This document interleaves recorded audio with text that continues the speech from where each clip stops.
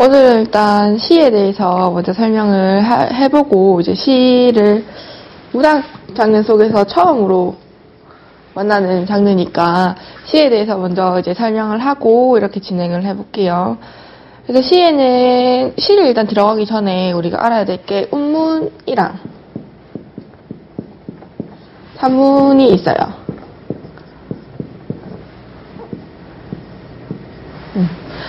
두 개가 반대라고 보면 되는데, 운문은 운이 들어가잖아요, 맞죠? 이게 운율에 할 때 그 운자거든요. 그래서 운율을 느낄 수 있는 글이에요. 그럼 산문은 반대로 운율을 느낄 수 없는 글이겠죠?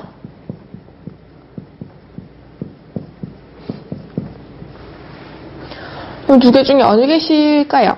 당연히 운문이 시겠죠. 그래서 시는 대부분 운문으로 쓰여져 있고, 우리가 나중에 가면 볼 수 있는 산문시라는 게 있는데, 그 산문시는 산문처럼 쓰여진 시를 말해요. 그래서 표면적으로 봤을 때는 산문처럼 운율을 직접 느낄 수 없는 것처럼 보이지만, 산문시도 사실은 시의 종류 중에 하나이기 때문에 운율을 느낄 수 있어야 이제 시라고 할 수 있겠죠. 그래서 크게 이렇게 두 가지로 먼저 구분되고, 시는 운문인 거 알고 지나가면 돼요. 그 다음에 안쪽으로 들어가서 이제 시의 정의를 살펴볼 건데, 이제 시는 문학의 종류죠. 그래서 문학 작품은 인간의 사상과 정서를 상상력을 발휘해서, 그러니까 사상은 생각이죠. 그 다음에 정서, 감정이에요. 이 두 가지를 더하거나 아니면 따로도 괜찮아요. 그래서 이 두 가지를 쓰는데, 이거를 상상력을 발휘해서, 상상력을 통해서 쓰는 거예요. 근데 이렇게만 하면 다른 문학 작품들도 다 이렇게 쓰는 거잖아요. 그래서 똑같은데 여기서 더해져야 될 게, 중요한 게 두 가지가 있죠.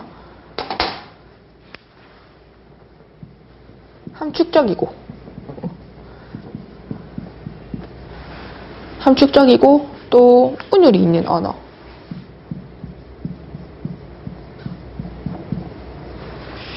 이렇게 표현을 하는 거예요. 그래서 이 두 가지가 시라는 장르를 표현하기 위해서 중요한 단어겠죠. 그래서 함축적인 거는 뭐예요? 함축적인 거는 이렇게 압축해서 얘기하는 거죠.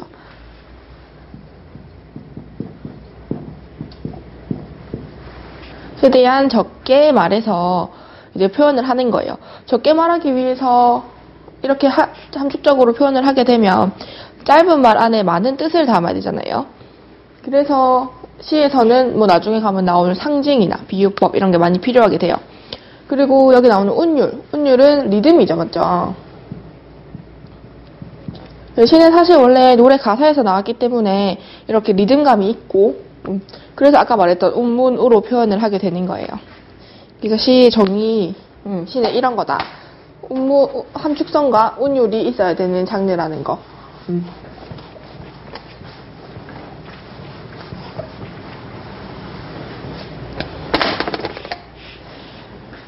그 다음에 시의 특성에 대해서 볼 건데, 첫 번째로 시는 언어예술이다. 근데 우리가 앞으로 볼 문학 모든 장르들이 언어예술이죠. 그리고 두 번째로 중요한 거, 시에는 운율이 있다. 그 다음에 세 번째로 시는 정서와, 아까 감정이라고 했어요. 사상, 생각의 표현이다. 그 다음에 네 번째, 시는 압축된 형식미를 가지고 있다. 아까 말했죠. 우리 뭐라고 했죠? 아까 전에 얘기했던 함축성 나오는 거죠. 압축된 형식미. 그래서 이제 시는 이런 문학의 장르고, 또 시에는 당연히 여러 가지 요소들이 있어요. 시를 구성하기 위한 것들이 있죠. 첫 번째로 구성요소.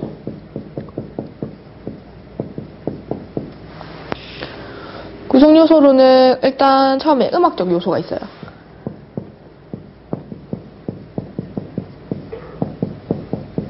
시는 노랫말에서 나왔다고 했으니까 당연히 음악적인 요소가 있겠죠. 그래서 이거를 시에 흐르는 운율이고, 그 다음에 두 번째로 필요한 게 회화적인 요소예요. 회화 단어 어렵죠. 회화는 뭐냐면 그림 그릴 때 하는 거, 그림 그리는 거, 그런 거예요. 그래서 이 안에 들어가는 눈에 보이게끔 표현하는 거, 이런 게 심상. 그 다음으로 마지막에 의미적 요소가 있어요. 의미적 요소가 있는데, 이 의미적 요소는 아까 앞에서 나왔던 정서랑 사상, 이걸 얘기하는 거예요.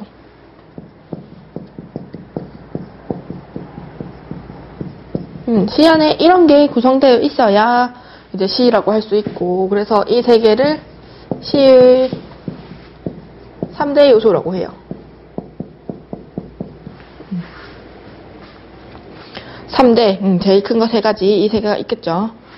운율, 심상, 그 다음에 사상과 정서, 의미, 회화, 음악적 요소, 이렇게 알고 있으면 되고, 이제 그 다음으로 넘어가서 내용 요소에 대해서 살펴볼 거예요. 이거는 구성 요소였죠.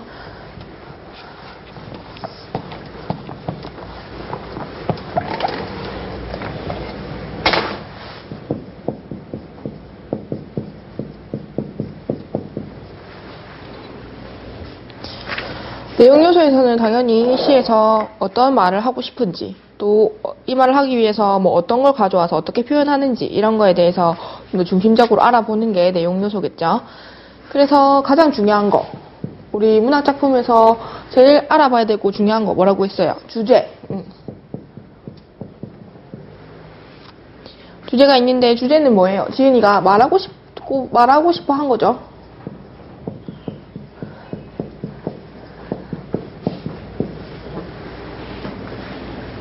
되고 있는 거 맞아요? 안 되고 있는 거면 큰일인데. 저 이미 많이 했는데. 되고 있는 거 맞아요? 아, 진짜 큰일이다.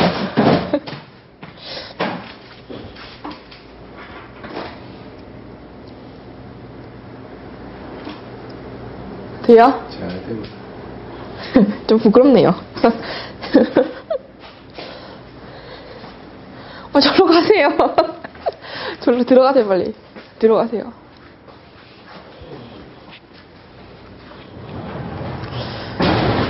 그래서 주제는 지은이가 말하고자 하는 건데, 말하고자 하는 게 보통은 중심 생각이니까 정서가 많아요. 그 다음에 두 번째로 소재라는 게 있어요. 소재는 뭐냐면 이 주제를 제대로 표현하기 위해서 주제를 명확하고 좀 더 잘 효과적으로 전달하기 위해서 갖고 온 거예요. 글감. 글에 등장하는 뭐 소재죠. 글에 등장하는 여러 가지 물건들이나 뭐 대상 같은 게 있잖아요. 그런 게 다 소재예요. 근데 그 중에서 중심되는 거, 그런 거는 제재예요. 주제를 드러내는 소재니까 제재. 안에 제자, 바깥 제자죠. 그 다음에 세 번째, 심상. 아까 회화적 요소였을 때 나왔죠, 심상. 심상은 이미지예요. 이미지는 뭐예요? 이미지는 감각, 눈에 보이는 거, 맞죠? 마음속에 떠오르는 형상, 이런 거죠. 근데 여기서 말하는 이미지는 눈으로 보는 것만 말하는 게 아니고, 우리가 감각이 5가지 있죠. 그거를 다 말하는 거예요. 그래서 마음속에 떠오르는 영상이나 이미지, 영상, 이미지, 뭐 다 해서 심상이라고 해요. 그래서 심상에 인간은 오감을 가지고 있는데, 심상은 6가지예요. 어떤 게 있냐면, 처음에, 제일 우리가 잘 아는 거, 우리가 다 하고 있는 거, 보는 거죠. 시각적 심상이 있어요. 보는 것처럼 떠올릴 수 있는 거. 그 다음에, 귀로 들리는 거. 제가 얘기하는 거 지금 듣고 있는 거잖아요. 그런 거는 청각적 심상. 그 다음 뭐 있겠어요? 제가 오늘 막 향수를 뿌리고 왔어요. 그러면 냄새가 막 나죠. 그런 거 전부 다 후각적 심상.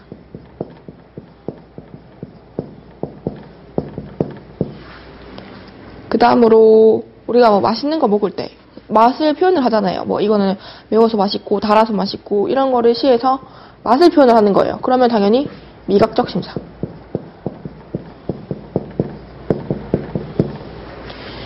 그 다음으로 우리가 만져서 느낄 수 있는 거. 아, 오늘 날씨도 많이 춥고 화이트보드 만지니까 찹고 뭐 이런 거죠. 그런 게 전부 다 촉각적 심사. 이렇게 해서 하나, 둘, 셋, 넷, 5개죠. 하나 더 있어요. 하나 더 뭐 있냐면 문학, 시니까 표현할 수 있는 건데 이거 2개 아니면 이렇게 2개 해서 이렇게 하나가 아니고 2개 이상의 심상을 섞어서 결합해서 표현하는 거예요. 2종류 이상의 감각을 서로 섞어서 표현하는 건데 실제로는 사실 우리가 이렇게 말할 일이 별로 없어요. 근데 시에서는 좀 더 확실한 이미지를 보여주기 위해서 이제 2개 이상의 감각을 섞어서 표현을 하는 거예요. 그래서 이거를 공감각적 심상이라고 부르는데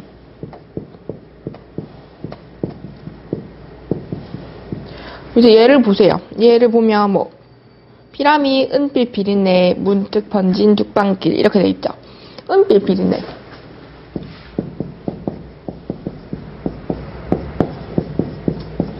이렇게 돼 있어요. 근데 여기서 은빛 뭐예요? 시각적 심상이죠, 맞죠? 그다음에 비린내, 냄새 나는 거예요. 그럼 후각적 심상. 2개를 섞어서 썼죠. 은빛 비린내라는 거. 사실 우리가 이런 말을 실제로 쓰진 않잖아요. 근데 시에서는 좀 더 잘 표현하기 위해서 이런 말을 쓰는 거예요. 그래서 공감각적 심상, 우리 이거 실제로 안 쓰는 거니까 이게 더 중요하겠죠.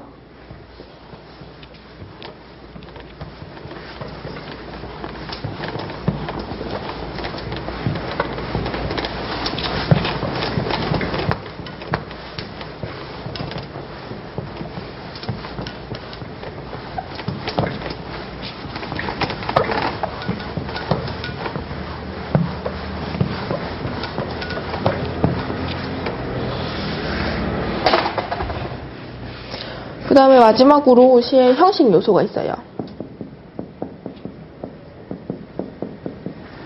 형식 요소가 있는데 형식 요소는 뭐냐면 겉으로 봤을 때 이제 시를 구성하고 있는 요소들이에요. 그래서 제일 작은 거 시어. 시어는 시의 단어예요. 시에 나오는 단어들. 시에 사용된 언어 자체를 시어라고 해요. 그래서 제일 작은 단위죠. 그래서 여기서 느낄 수 있는 게 우리가 뭐 음악성, 함축성, 함축성이나 압축성이나 그게 그거죠. 정서죠. 이런 걸 다 시어해서 우리가 느낄 수 있는 거고 그 다음으로 큰 게 행이에요. 행 뭐예요? 시 봤을 때 한 줄 이렇게 이루어져 있는 거 그게 다 행이죠. 그래서 시에서 한 줄 가르치는 건데 최초로 이제 완결된 거 이 한 줄이 있어야 어느 정도 의미가 전해지잖아요. 그래서 그게 바로 행이에요.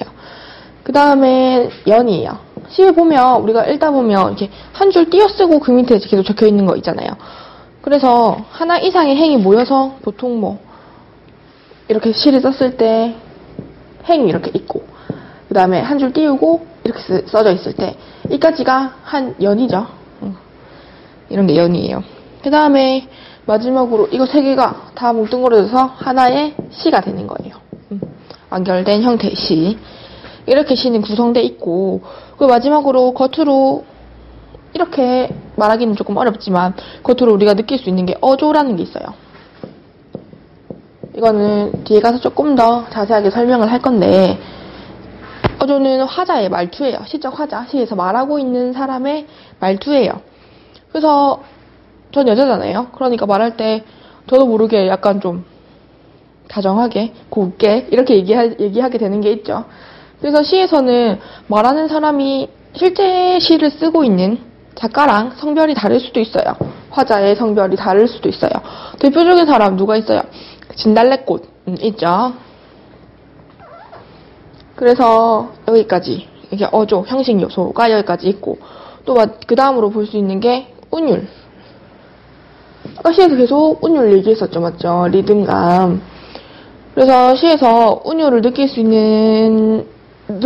때 운율을 나눌 수가 있는데 바깥으로 느껴지는 게 있어요. 실제로 봤을 때 우리가 이게 이런 게 운율이구나 하고 알 수 있는 거. 그렇게 되면 외형률이에요. 근데 실제로 우리가 시를 읽어봤을 때 그냥 읽어서는 여기에 어떤 리듬이 숨어 있는지 잘 모를 경우가 있잖아요. 그래서 그런 게 내재율이에요. 내재율은 보통 어떤 규칙이 없을 때 내재율이라는 거죠. 어떤 규칙이 있어야 우리가 여기서 이런 소리가 나서 반복돼서 리듬이라고 하는구나 라고 하는데, 그게 아닌 경우는 내재율이에요. 그래서 보통은 자유시는 보통 내재율이죠. 외형률 세 가지가 있는데, 첫 번째로 음수율이라는 게 있어요. 음수율 뭐겠어요? 음수율 숫자, 음절에 숫자가 일정한 규칙을 가지고 있을 때 글자 수가 똑같은 수가 반복되면 어때요? 리듬이 생기는 것 같잖아요. 그래서 그런 규칙을 통해서 리듬감을 느끼는 게 음수율이에요. 그 다음에 두 번째가 음이율이에요.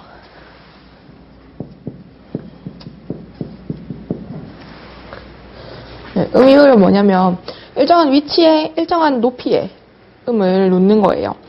그래서 막 얘기할 때 우리나라에서는 딱히 사실 고저가 잘 없긴 하지만 일정한 위치에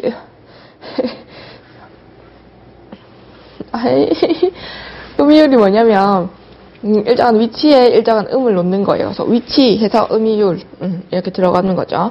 그 다음에 음성률,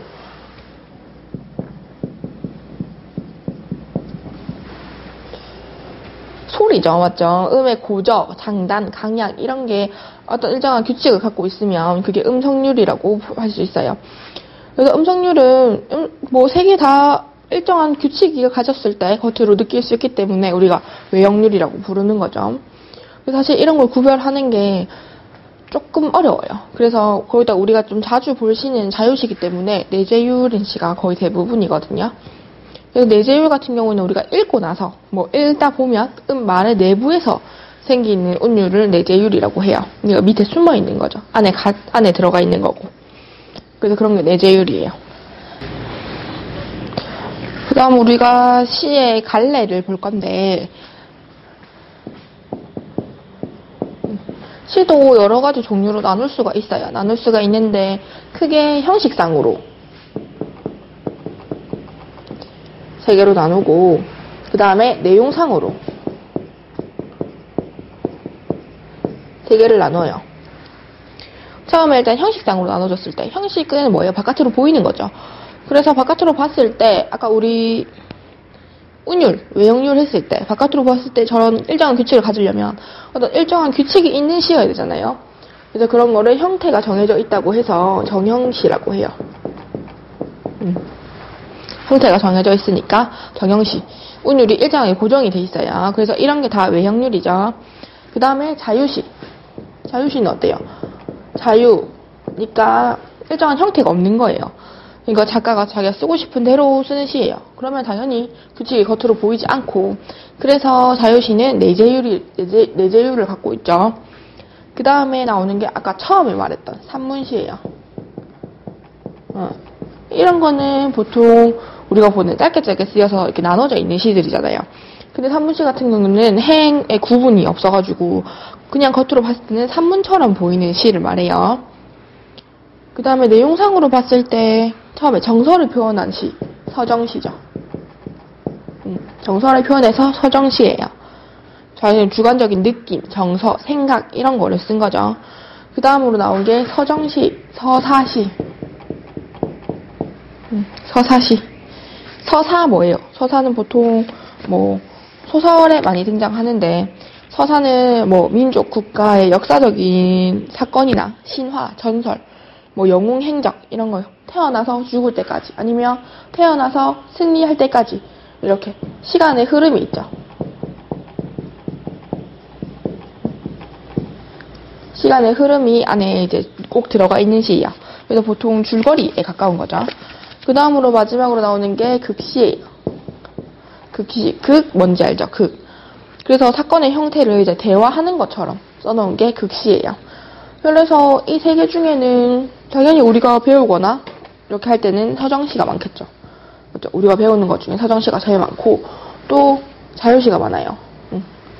산문시는 거의 안 나오고, 정형시는 시조 맞죠? 이런 거로 보통 등장을 해요.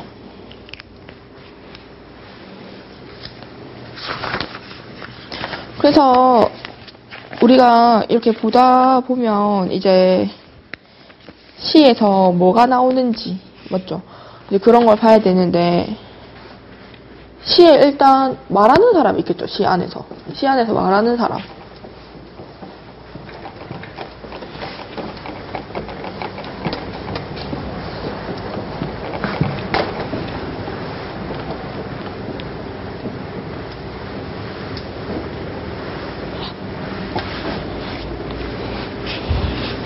말하는 사람을 시적 화자라고 해요.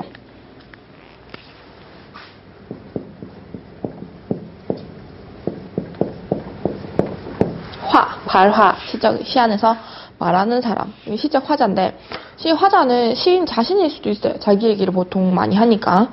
시인 자신일 수도 있는데, 또 시인에 의해서 창조된 허구적 인물일 수도 있어요. 그래서 다른 장르에 비해서는 일단 작가와 화자 사이의 거리가 좁긴 하지만 어쨌든 다른 사람이라는 거죠. 그래서 보통은 이제 가까워 보여서 같은 사람으로 생각하기 쉬운데 아닐 수도 있다는 거예요. 그래서 화자는 남자일 때도 있고 여자일 때도 있죠, 맞죠? 그 다음에 아이일 때도 있을 거예요, 맞죠? 작가가 아니더라도, 맞죠? 그리고 자기 얘기를, 옛날 얘기를, 뭐 자기가 잘못했던 과거를 털어놓든, 어쨌든 그래서 고백적인 얘기를 할 때가 있고, 그 다음에 애상적인 거 무슨 뜻인지 아세요? 애상. 노래 제목도 있는 것 같은데, 이거는 슬퍼하거나 가슴 아파하는 거, 그런 걸 애상적이라고 해요. 그리고 어떤 의지를 가지고 있을 수도 있죠. 근데 보세요. 보통은 남성적인 화자일 경우에 의지적인 태도로 얘기하는 경우가 많고, 또 여성적인 화자일 경우에 애상적인 감정을 털어놓는 경우가 많아요. 맞죠? 그리고 어린아이가 화자로 등장할 때는 뭐예요? 엄마의 누나의 강변 살자, 맞죠? 그런 식으로 있는 것 같은데, 어린아이로 등장을 하면 당연히 조금 더 순수하고, 맞죠? 동화적이고 그런 화자가 되겠죠.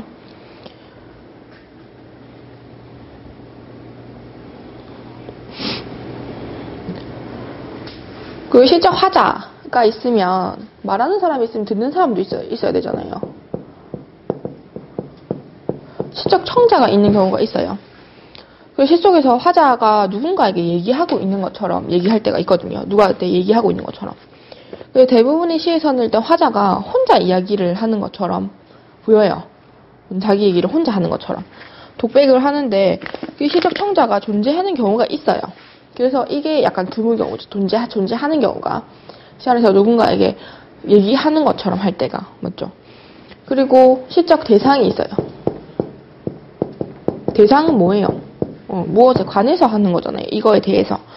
그래서 시 안에서 화자가 얘기하는 대상을 말해요. 그래서 시적 대상은 보통 이제 뭐 김소월 씨, 진달래꽃 같은 경우에도 님이 나오죠. 그래서 그런 대상일 수도 있고 또 사물, 자연물 이런 거일 수도 있어요. 그래서 그냥 시 안에서 그 사람이 뭐에 대해서 얘기하는지, 어떤 거에 대해서 얘기하는지 하는 거예요.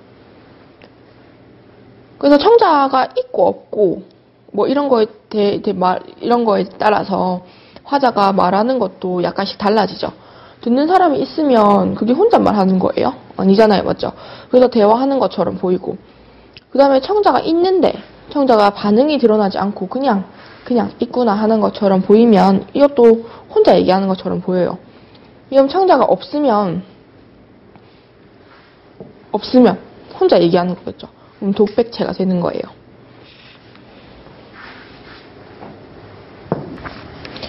시적 화자를 하면 우리가 시의 어조를 아까 앞에서 얘기했던 어조를 같이 해야 되는데, 이 어조는 시적 화자의 목소리예요. 화자의 목소리. 그래서 시인이 독자를 어떻게 대하고 있는지, 또 뭐 어떻게 어떤 태도를 취하고 있는지 이런 게 이제 어조를 통해서 드러나는 거예요. 보통 일제강점기에 쓴 시 보면 어때요? 우리가 독립을 해야 되고 이런 얘기를 하는 시들이 있고, 또 아니면 윤동주 시인처럼 내가 어떻게 잘못 살아왔고 뭐 어떻게 해야 하는지 이런 거에 대해서 얘기하는 시들이 있잖아요. 그래서 동일 시대에 쓰여진 시라도 어조가 다를 수 있고 또 시대에 따라서 어조가 다를 수도 있죠. 그래서 보통은 이 어조는 남성적인 어조,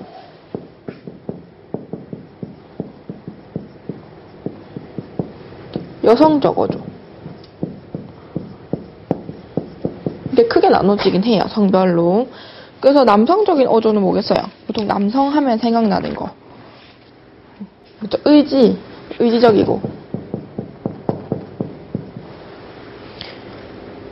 그 다음에 보통 힘이 있죠, 맞죠? 힘이 있는 시예요. 그래서 뭐 이육사 같은 시인의 시, 대한 독립을 이제 은유적으로 얘기하면서 광야 뭐 이런 시 있잖아요. 그런 시들이 보통은 남성적 어조를 갖고 있는 시들이에요. 그리고 여성적 어조의 시. 여성적 어조는 여자의 목소리니까 보통은 간절한 기원, 뭔가를 바라는 그런 거에 있고, 그 다음에 그리고 아까 말했던 애상, 슬픈 정서, 보통 여성적 어조라고 얘기를 해요.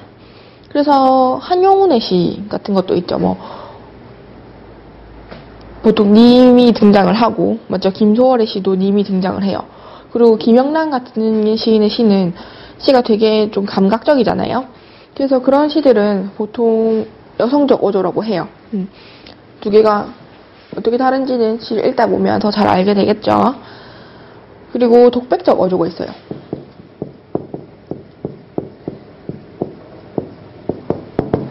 뭐 남성, 여성 이런 성별로 구분하기 조금 어렵고 자기 내면 세계를 고백하면서 혼자 얘기하는 거, 그런 태도들 있겠죠. 윤동주 시인의 시가 제일 많을 거고, 맞죠? 우리가 배우는 것 중에는. 그리고 풍자적 어조라는 게 있어요. 풍자가 뭐예요? 무언가를 비꼬면서, 맞죠? 이렇게 약간 그 문제점이 있는 거를 비판하는 거를 풍자적이라고 해요. 비판해서 표현하는 거. 그리고 해학적 어조가 있어요. 해학, 웃기는 거잖아요, 맞죠? 웃기는 거.